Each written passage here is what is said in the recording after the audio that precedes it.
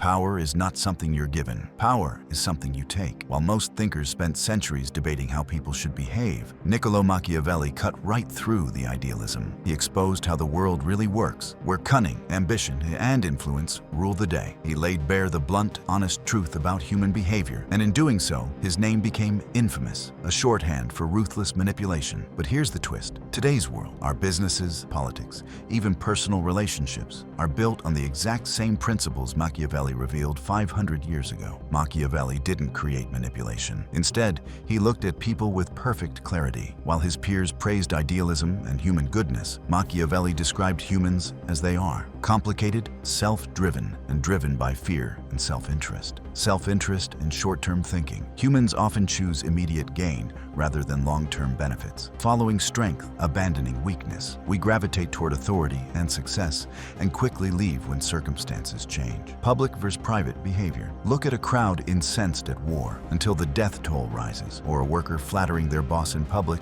yet criticizing them behind closed doors. Instability of loyalty. Today they swear allegiance. Tomorrow, they don't return calls. This isn't cynicism, it's realism. Machiavelli observed that morality often becomes just a display, not a core belief. And the real secret of power lies in navigating the gap between how people appear and how they truly think. The question that defines influence: is it better to be loved or feared? Machiavelli's answer: be both. But if forced to choose, fear is more reliable. Love is unstable. It wanes. It depends on reciprocity. People love until they no longer have to. Fear endures. It guides behavior through clearly understood consequences. But beware of hatred. That crosses the line. When fear turns into cruelty, people rise against you. The ideal? Inspire fear without breeding hatred. Make your rules strong and consistent, and consequences predictable. In modern life, this plays out as negotiators who calmly walk away carry power. Partners who aren't clingy hold emotional sway. Managers who demand excellence and clearly enforce standards earn respect, even without being liked. This is not manipulation in the dark. It's strategic, ethical leadership. Appearance matters more than reality. Why? Because people judge what they see, not what they know. Selective virtue. Present yourself as moral, just, honorable, even if behind the scenes you're pragmatic and tactical. Symbolic action. A single powerful gesture can shape how you're seen. A ribbon cut, a well-publicized donation. These yield more influence than years of unseen effort. Information control. Release what you want others to know. Delay or soften anything unflattering. Credit and blame. Position yourself to be associated with successes. Let someone else handle the fallout with failures. This is not dishonesty. It's strategic presentation. It's about guiding attention, shaping perception, and aligning influence. Machiavelli's 5 tactical tools for influence. 1. Strategic generosity. Give gifts, but make them meaningful. Provide bonuses, support, or recognition, but ensure recipients know who gave it. This fosters gratitude and dependence. 2. Calculated mercy. Forgive or eliminate, but never go halfway. Half measures leave resentment. Clear, firm action results in loyalty or neutrality, never confusion. 3. Crisis management. Every challenge is an opportunity. In crisis, resistance is low, so implement needed changes swiftly. Be the one who brings calm and direction. 4. Strategic alliances. Position yourself as the connection maker. If resources, decisions, or opportunities go through you, your importance increases. 5. Predictive consistency. Make bold promises, then deliver. Repeated wins build authority. People start to expect success from you, giving you unspoken power. Each tactic keeps you in control. Guide perceptions, avoid unnecessary battles, and build reputation. Today's manipulation is subtle, often unseen, but no less effective. Selective sharing. You don't need to lie. Just share info that moves your goal forward. Planting questions. A casual "why did this deadline slip?" spreads doubt without asserting blame. Social proof. Everyone's rallied behind this. Creates automatic follow-through. Implied consequences. Glad I could connect you. Hints at your value without threats. These tactics feel friendly. They preserve relationships while steering outcomes. Their power wrapped in polite packaging.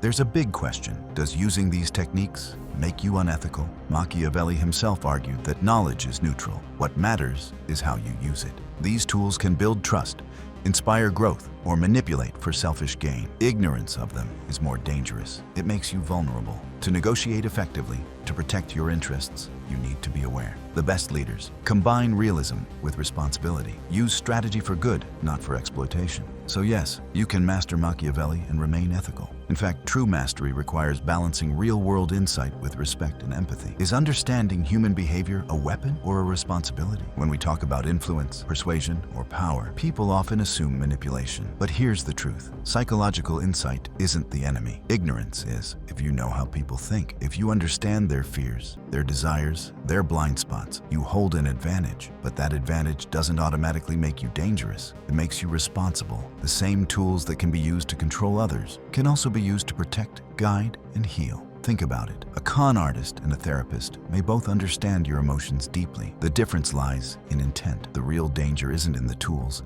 It's in pretending they don't exist. Because when you stay unaware, others don't play fair. They just play smarter. So ask yourself, would you rather understand influence and use it wisely, or stay naive and be quietly controlled by those who don't? Awareness is power, and power, when combined with empathy, becomes leadership. Real strength lies in those who see reality clearly and still choose to act with honesty. This isn't about becoming cold or calculating. It's about becoming strategic without losing your soul. So no, using psychology doesn't make you unethical. It makes you prepared, and how you use that preparation is where your character is revealed. Influence isn't luck, it's structure, and those who understand the game shape it. Let's be honest about human nature.